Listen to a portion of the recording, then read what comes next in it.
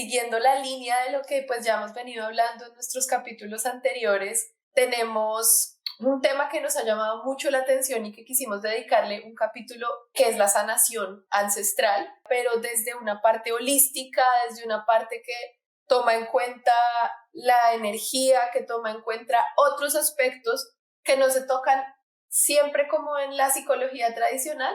Tenemos una invitada muy especial que quiero que Cami hoy nos introduzca.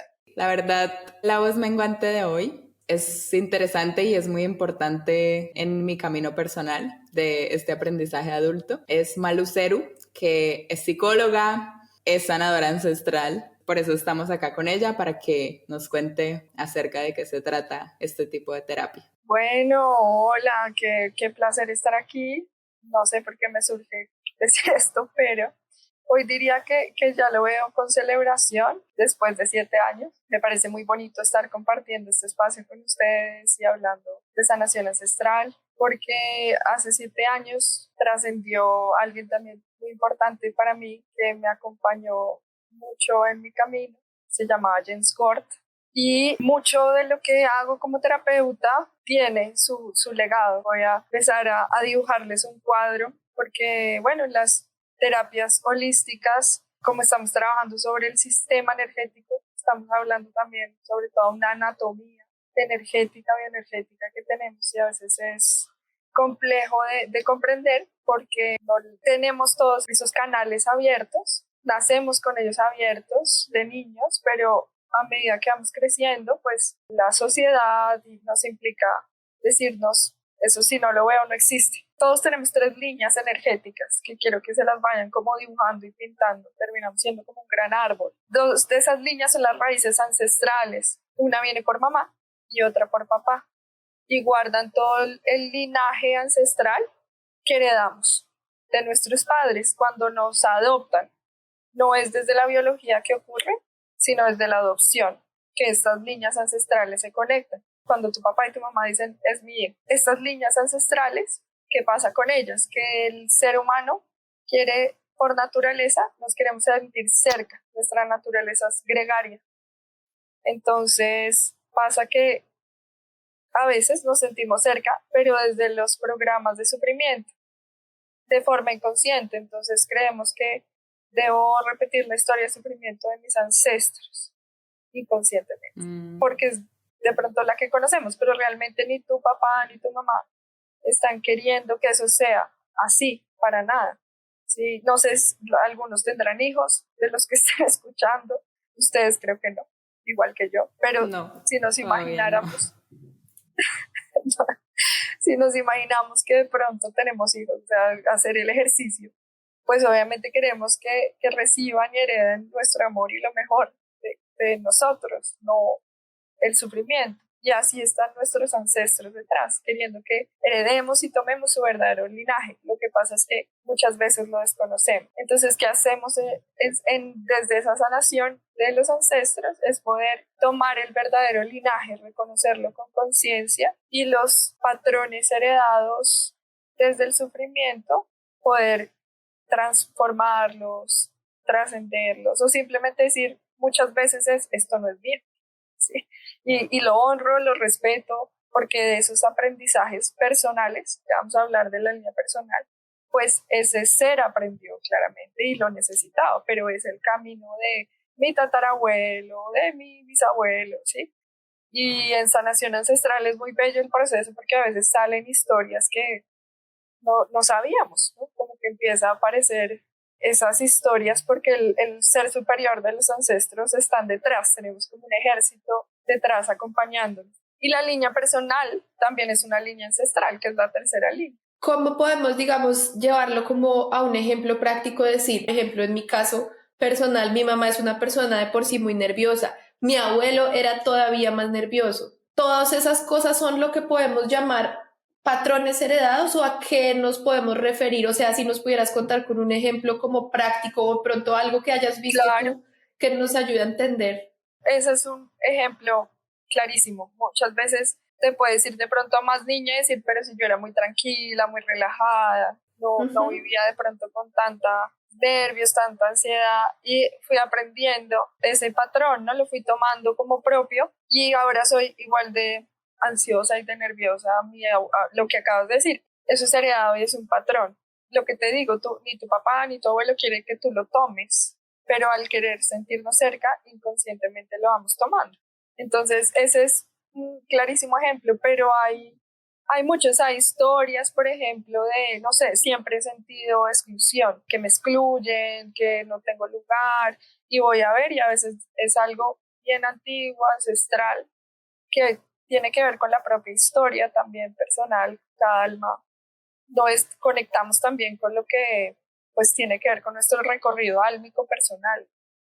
Entonces voy a ver y fueron unos ancestros por allá que fueron juzgados o quemados en la Inquisición, o exiliados de su territorio, ¿sí? Entonces yo siento esa misma exclusión porque no he tomado, y ese desarraigo, porque no he tomado ese linaje que de pronto se negó, se empezó a negar, a perder, a decir esto no, porque nos juzgan, nos queman, nos exilian, cosas como muy generales que pueden aparecer, pero sí emociones, esa es clave, ¿no? Depresiones, mucha de esa tristeza que ocurre en las depresiones o sin sentido, puede ser heredada, ¿no? Muchas veces yo les digo, uy, eso, el 50% no es tuyo, ¿sí? El otro 50% sí, porque hay que hablar también de la línea personal, ¿no? Que ya es tu propio recorrido álmico desde el momento de tu origen hasta hoy, que por situaciones que todavía inconscientemente percibimos como difíciles, traumáticas, no resueltas, esa fuerza ancestral que también traemos se empieza como a debilitar. Tuve muchas vidas donde mi muerte fue traumática, por dar un ejemplo, ¿sí? Puede que esto en esta encarnación se replique como un fractal, entonces ciertos miedos a la muerte, siento ansiedad y no sé por qué. Entonces cuando vamos a ver en la línea personal pueden haber historias incluso no de esta encarnación, ¿no? Lo más común es que sea en esta, como es que fue muy difícil para mí la separación de mis papás, por dar un ejemplo, no lo he terminado de resolver. Ese es el linaje ancestral que trae uno natural, esencial, que es libre, amoroso, se puede ver como disminuido, digámoslo así. Entonces cuando decimos yo de niña o antes era mucho más relajada, más tranquila, más libre, tenía menos miedos, y desde que me pasó esto siento que se me alborotaron todos los miedos, por ejemplo. Sí, pues yo iba a hablar desde una experiencia personal, y es que cuando yo te conocí, o bueno, cuando te busqué o te encontré, fue porque un amigo me recomendó una psicóloga, y además de psicóloga creo que eres sanadora y eres muchas otras cosas, pero yo no sabía que iba a encontrar esto, es decir, yo no busqué la terapia de sanación ancestral, ni busqué ver mi linaje paterno, ni materno, ni personal, o sea, no tenía ni idea de todo esto. Y cuando te encontré y cuando empezamos a explorar todas esas cosas, como que me di cuenta que en mi caso, por ejemplo, yo había sufrido un abuso cuando era pequeña, y a partir de eso encontré que en mi familia existía como ese patrón del abuso en muchos otros lugares y en muchas otras personas, y tal vez de distintas maneras. No era el mismo tipo de abuso, pero entonces decía como, ok, yo creo que esto es algo que estoy sanando y que estamos sanando de generación tras generación, porque igual lo veo, es decir, lo veo con mis primas, lo veo con mi mamá, mi papá, es muy evidente cuando uno empieza a analizarlo desde ese lugar de la sanación ancestral. Totalmente. Y fíjate que eso que dijiste es clave porque no elegimos, o sea, es como que el alma elige también ese linaje, ese legado, esas condiciones. Siempre el linaje personal y los ancestrales son muy compatibles, complementarios, porque pues detrás hay todo un árbol. También eso que cuentas es muy chévere escucharte, decirlo. Cuando uno cuenta, a mí me sucedió así como quien tan natural, y yo también, a mí también lo viví de niña, y también por eso creo que pude acompañarte, ayuda desde la propia experiencia, ¿no? y decirlo así habla de que es algo muy, como muy reparado. Entonces me encanta escucharlo, ¿sí? Pues sí, a mí también me encanta escucharlo de tu parte y siento que en el momento en el que como que hablamos de esto, para mí fue impresionante y fue como, claro, era a ti la persona que tenía que encontrar para de alguna manera entender esto y poder verlo desde otro lugar, desde un lugar que es... Claro, duele un montón porque dolió en su momento, pero en el momento en el que ya podemos decirlo así y en el momento en el que podemos hacer algo con ese dolor, entonces creo que fue eso, como lograr entenderlo y a partir de eso se abren otros caminos. Y Total. tal vez una rectificación de que cuando se habla de sanación, sí se logra esa sanación. Es decir, uno puede entender sanación como de no, me tomé un Dolex y me pasó el dolor de cabeza, pero nuestras emociones normalmente nunca las hacemos conscientes o digamos las, no sé, trabas emocionales que tenemos, las cosas que nos producen llanto, que nos producen dolor, que muchas veces nos dicen, pero por qué sufres por eso o porque eso te genera tanto dolor o no es tan grave, pero son realmente cosas que para nosotros pueden ser muy fuertes y que tú puedas decirlo abiertamente. Lo digo porque pues yo soy amiga de Camila hace mucho tiempo y he visto cómo ese evento al principio solo hablarlo generaba ya una carga emocional muy fuerte. Y hoy veo que lo puedes, digamos, procesar normalmente, que siento yo que el abuso está tan naturalizado que uno no lo ve tan grave, pero realmente en cada persona deja secuelas muy grandes. Y pues por eso nos pareció muy interesante hablar contigo y quisiera yo preguntarte en cuanto a cuando se habla de linaje paterno, linaje materno y línea personal, ¿cómo podemos identificar qué me pertenece y qué no? Por ejemplo, si yo tengo miedo, lo que tú decías es muy interesante porque cuando yo era chiquita yo me subía a un avión normal. Ahora me subo a un avión con pánico. No me preguntes por qué ni nunca tuve un evento traumático en un avión. Solo un día de la nada le empecé a tener miedo a los aviones. ¿Cómo podemos saber, bueno, este miedo se lo aprendí a alguien o este miedo estaba en mí y algo que no sé lo disparó? Acabas de decir muchas cosas muy importantes. Una, no nos damos el espacio para sentir, para habitar el que sentimos, qué pensamos, qué me pasa.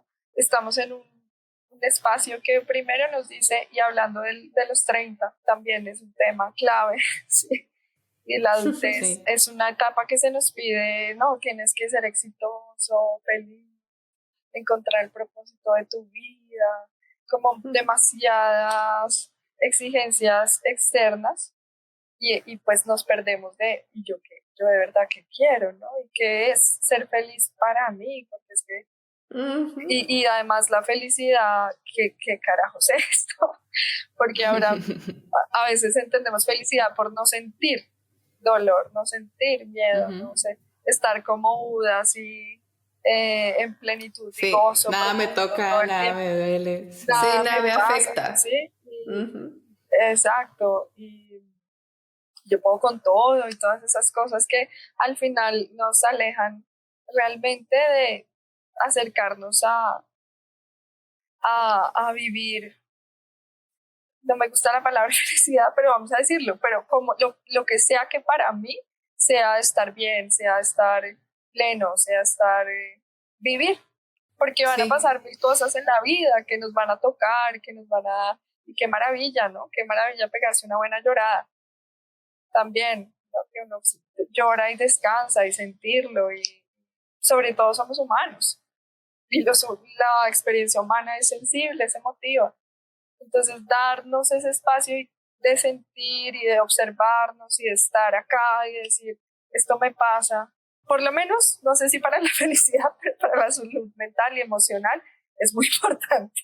Sí. De hecho, eso que tú dijiste, Diana, también fue para mí como que me llamó la atención en este momento porque es como que no sé si para todo el mundo, seguramente no para todo el mundo, pero nuestra experiencia y la experiencia de la mayoría de las personas que tienen nuestra edad, que hablamos de el sentir y apagar ese sentir de los sentimientos o emociones negativas es como algo generacional que nuestros padres y los padres de nuestros padres nos decían, no lloren, no lloren porque eso no está bien, no sea boba, no sea huevón, no sea marica. O sea, un montón de cosas que nos dicen cuando somos pequeños y que, claro, nos hacen como tenerle miedo a esas emociones y estar asustados de demostrar alguna cosa, porque todo eso es como, no lo muestra acá, no. ¿Cómo va a hacer eso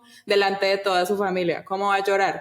O no sé, como que todo el tiempo nos están apagando ese tipo de emociones y después no nos gustaría, o por lo menos a mí me gustaría, que empecemos a decir como, bueno, ¿qué información nos traen esas emociones? Porque nos traen muchísima información que podemos después utilizar para eso que tú dices, para crecer, para ser felices o para tener un equilibrio en la vida. ¿Cómo determinamos qué nos pertenece y qué no nos pertenece? O sea, te voy a poner un ejemplo grande. Yo le tengo pánico, fobia a las agujas y siempre así no entendía por qué. Un día mi mamá me dijo, es que cuando tenías como un año te hospitalizaron y te pusieron muchas inyecciones y sufriste mucho.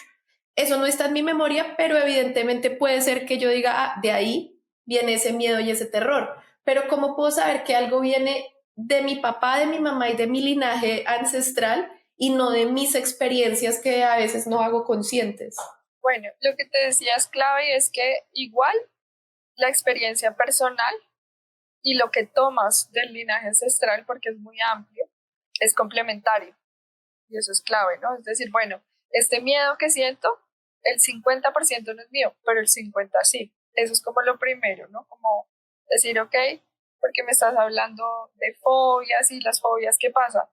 El avión, la aguja, está detonando miedos más profundos e inconscientes, ¿sí? No, te diría, debajo de ese miedo pueden haber otros más profundos. Habría que ir a explorar y a trabajar porque igual el inconsciente, como bien nos lo dijo Freud, es el 90%, y estoy siendo generosa. Lo que tenemos por allá en el subteniente es bastante. ¿Qué podemos hacer? Es, digamos, ya como más aterrizado y práctico, ¿sí? Yo diría a veces que es importante diferenciar, hay momentos en que sí es bueno buscar apoyo porque digo, no he podido llegar a ese punto, a ese lugar, a ese espacio y a de verdad ver de dónde viene ese miedo, desde mis propios recursos, porque un terapeuta no lo va a hacer por ti, pero te va a acompañar desde sus recursos y sus herramientas para que llegues a ese lugar. A veces estamos en momentos en que necesitamos esas herramientas y yo creo que en estos tiempos en los que siento que muchas personas lo están buscando y necesitando y están en búsquedas y decir, esta herramienta me sirve para esto porque hay muchas. De encontrar con cuál resueno es muy importante y en qué momentos me sirve, porque fíjense que por ejemplo, decir quiero meditar, me voy a ir a la India, me voy a ir a un ashram y nunca he meditado en la vida, puede ser peligroso, porque puedo abrir una caja de Pandora que no estoy listo para, y han hecho estudios que dicen eso, o sea, no, si vas a empezar a meditar, empieza de a poquitos, ¿sí? Empieza meditaciones guiadas, vea un espacio, alguna clase de meditación para principiantes, o sea, lento, ¿no? Pero bueno, yendo más a tu pregunta, algo de pronto práctico que se puede hacer es llevar un diario de cómo estoy pensando y sintiendo, ¿sí? Como escribir sin meterle mucha cabeza, botando todos los pensamientos que lleguen, sin meterle mucha mente, sino dejar que salga. Y voy a coger pensamiento por pensamiento y voy a preguntarme, ¿este pensamiento es mío o de dónde viene? ¿No? Entonces, no, este pensamiento no es mío. Este pensamiento se lo escuché a mi mamá.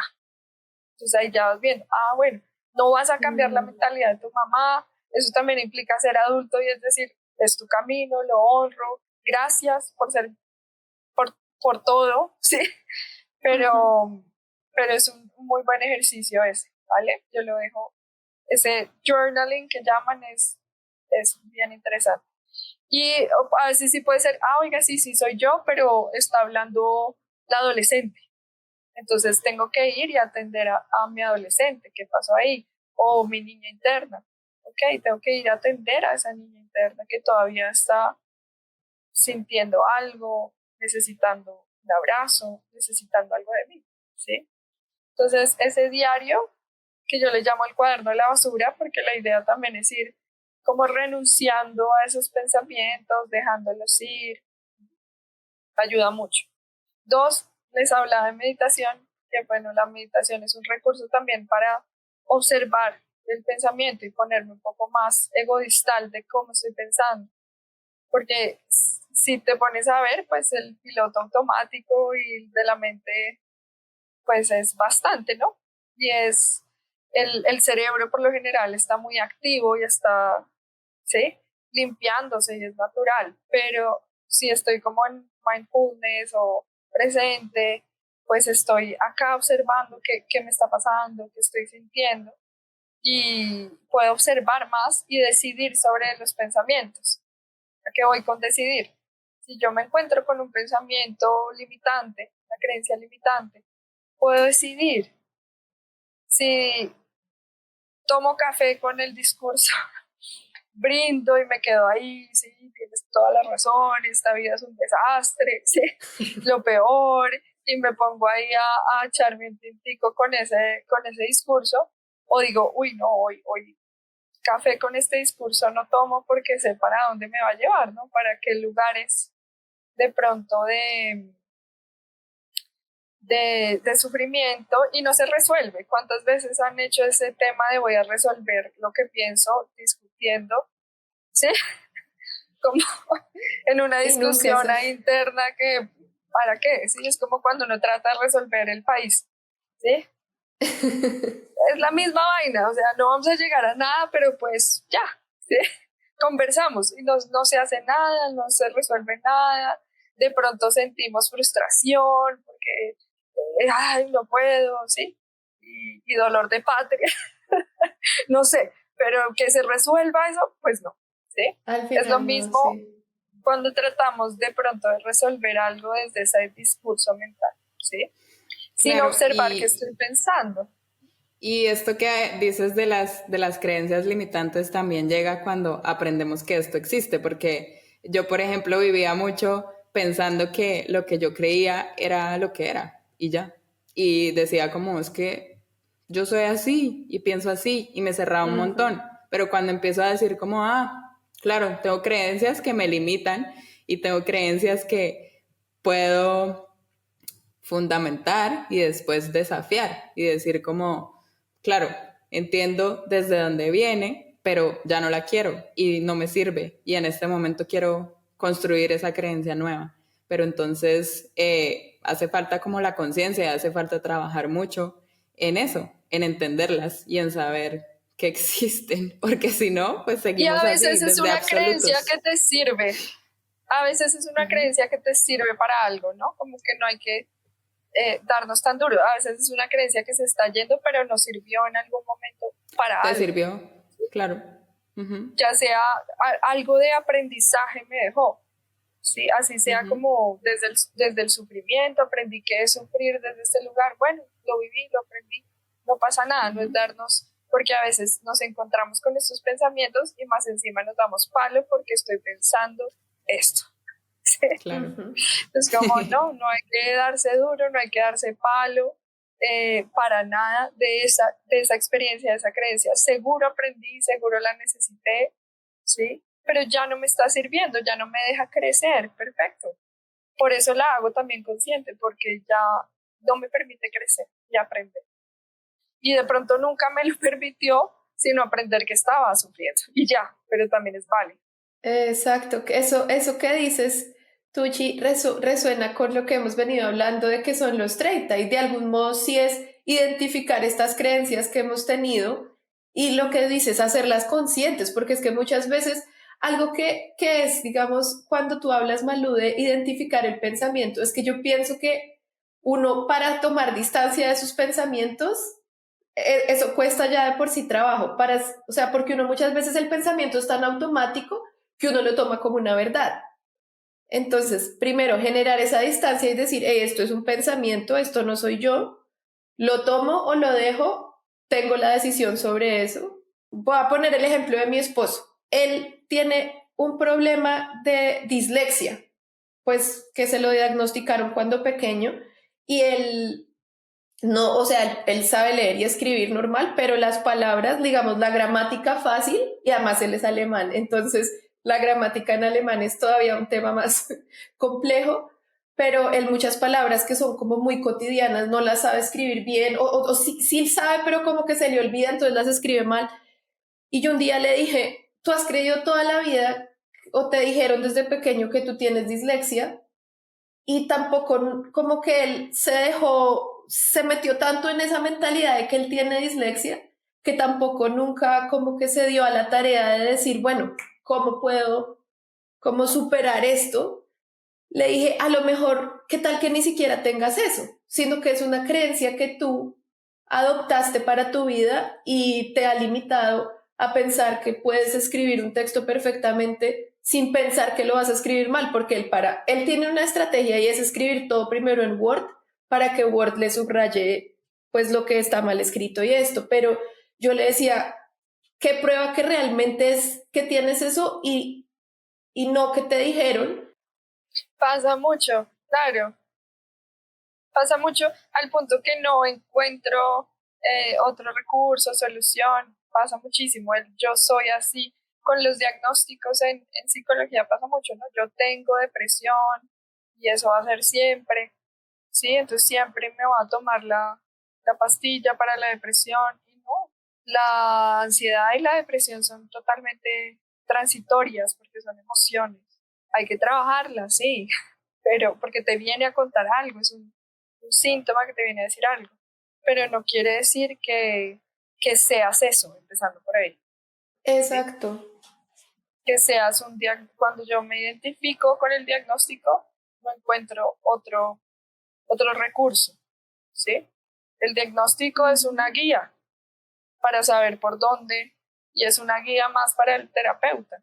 Total, y ahí va, digamos que tampoco quiero pues como que la gente vaya a pensar, los que nos escuchen, que yo estoy diciendo, no, es que no existe la dislexia. No, puede que sí, puede que él tenga una dificultad, digamos, diferente a la de los demás, todos aprendemos de manera diferente, pero yo lo he visto leyéndole normal todo, entonces también siento y aquí quiero meter un tema que tú nos recomendaste, este libro, Malú, de Este dolor no es mío, y yo lo estuve, hice la tarea muy juiciosa, lo leí, y ahí se habla de un concepto que yo ya había escuchado antes, que es la neuroplasticidad, y es cómo uno puede cambiar su cerebro a través de técnicas, a través de prácticas, como cosas que me cuestan, ya sea a nivel emocional, cuando hablamos de ansiedad y depresión, como estas cosas prácticas que pongo el ejemplo de mi esposo, seguro si él se diera la tarea de decir, bueno, voy a escribir bien, estoy segura que el cerebro es tan capaz de eso que lo logra. Es decir, el cerebro es tan Claro. poderoso y es tan Y poco yo he lo que conocido podemos casos, yo he conocido de casos, disléxicos. sí, que mejoran, sí, puede que no al 100 pero sí hay una gran mejoría. Sí, y eso que tú decías también me parece súper importante resaltarlo, Malú, y es cuando hablas de decir, por ejemplo, esto que dijiste, todavía no he encontrado la manera de superar mi dislexia.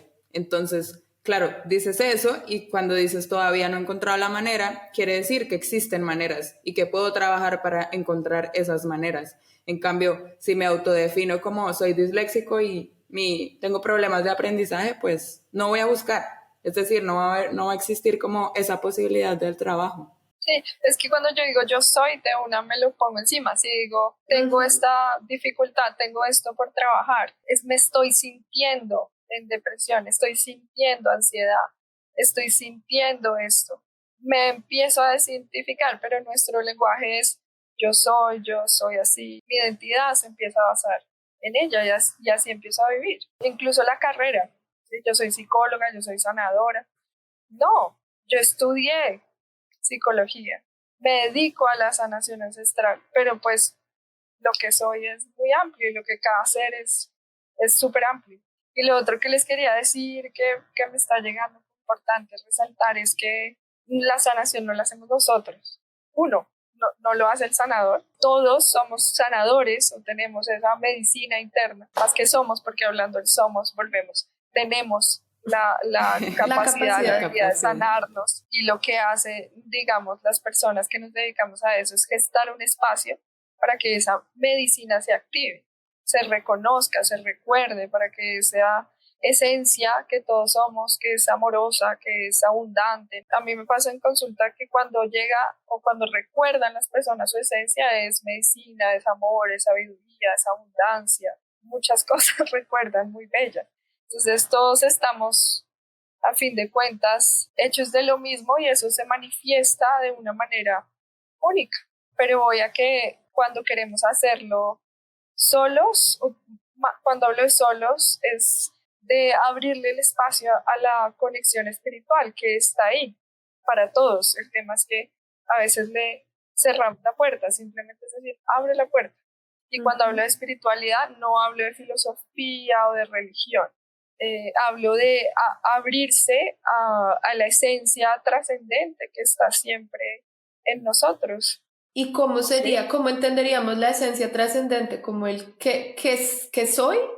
Voy a hacer una cita de un curso de milagros para ahondar en este tema. Y dice, nada real puede ser amenazado, nada irreal existe, en esto radica la paz de Dios. Es preguntarse qué permanece en mí, eso es lo esencial, qué es lo que siempre está, así me desprograme, no cambie, qué es lo que permanece y qué es lo que se extiende y se amplifica cuando, pues sí, de pronto cuando hacemos procesos de sanación, cuando renunciamos a cosas que nos limitan y que no nos dejan crecer. Yo les digo porque todos los días veo diferentes personas encontrándose con su esencia y pues resumiendo, con lo que generalmente se encuentran es con fortaleza interna, sabiduría, mucho amor, luz, abundancia, y eso permanece en la vida. Es real, ¿no? Porque a veces el amor lo tenemos un poco confundido. Y ahí está, la esencia sosteniéndonos siempre. Creo que ahí va de la mano el proceso y el camino interno, acompañado por nuestro espíritu trascendente. Esas, la sanación o las terapias holísticas me gusta porque el ser humano no es solo mente, no es solo emoción, ¿sí? Somos bien complejos, ¿sí? Complejos desde no complicados, sino holísticos. Y ahí queríamos hacerte una pregunta que nos surgió a nosotras previamente, y es cómo diferenciar las terapias tradicionales de la psicología de una terapia holística. Por ejemplo, bueno, yo he tomado terapia cognitivo-conductual, terapia de exposición y respuesta, y bueno, esto que se encajan como entre lo que es trabajemos la mente y cambiémosla, pero desde una parte como muy preestablecida a lo que llamamos terapia holística. Creo que la diferencia radica en la técnica, en que en la sanación ancestral también buscamos la integración, es decir, vernos como seres integrales. A mí me pasó alguna vez con una consultante que yo le dije, mira, yo creo que a ti te sirve más un tipo de terapia que te diga qué hacer, ¿sí? Que yo no hago eso.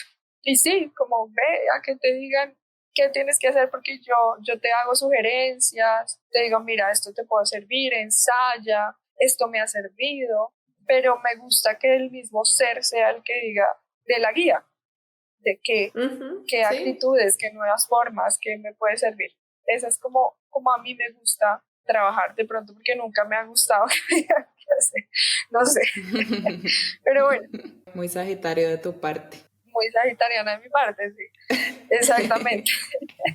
Digamos que para terminar de responderte, porque sí hay una diferencia, es que en sanación estudiamos mucho anatomía energética y trabajamos desde la anatomía energética, porque los dolores físicos hablan, los síntomas, donde los siento en el cuerpo, hablan, dan información. Entonces, hay una conexión de, digamos, de ser superior a ser superior. El canal, me gusta decirlo más, que sería el terapeuta, el sanador ancestral, se abre para gestar ese espacio, poder observar, digamos, y sentir y percibirlo, estar muy en presente, es un espacio de mucha presencia, para poder sentir y observar la energía, y con ciertos ejercicios y protocolos terapéuticos se va haciendo el proceso de sanación para que la medicina interna se active y que, digamos, la sanación ocurre desde la manifestación trascendente, es la que hace la sanación en realidad. Sí, Malú, y es muy lindo eso que dices, que ustedes no son los sanadores, sino al contrario. Es como que viene dentro de uno ese poder. Entonces, creo que es una bonita reflexión para que cerremos el capítulo, para agradecerte de verdad por tu sabiduría, Sí. por tu tiempo. Cami, gracias a ti, a ustedes por su presencia.